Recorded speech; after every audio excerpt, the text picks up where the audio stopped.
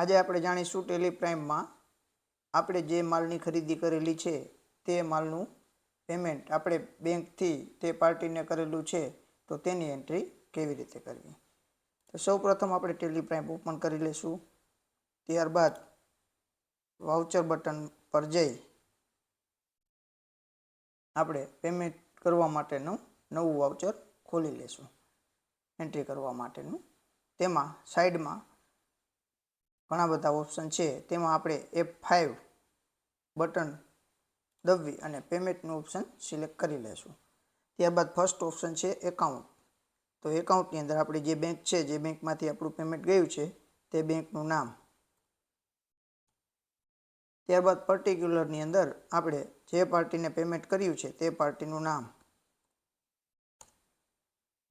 ત્યારબાદ અમાઉન્ટની અંદર જે આપણે અમાઉન્ટ પેમેન્ટ કરેલી છે તે અમાઉન્ટ એન્ટર કરી દેશું।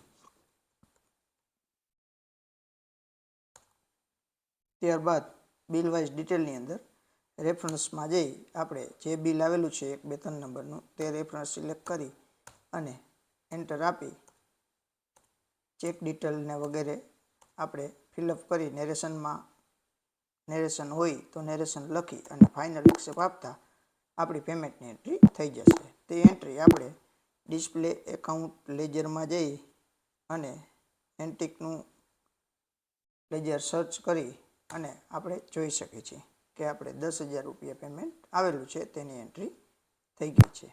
તો આજના વિડીયો માટે આટલું જ। ફરી મળીશું કાલે નવા વિડીયો સાથે। જય હિન્દ, જય ભારત।